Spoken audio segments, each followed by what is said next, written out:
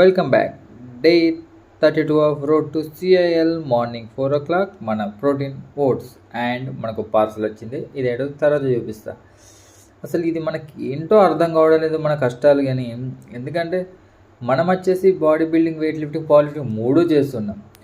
Body ప్రాపర్గా ఉండాలని చెప్పి ఫుడ్ డైట్ కంట్రోల్ చేసినేమో స్కోర్స్ వస్తలు. సరే స్కోర్స్ లేదు, స్ట్రెంత్ వస్తలేదు అని చెప్పి కొంచెం ఎక్కువ తిందామంటే బాడీ షేప్ అవుట్ అవుతుంది అనిపిస్తుంది.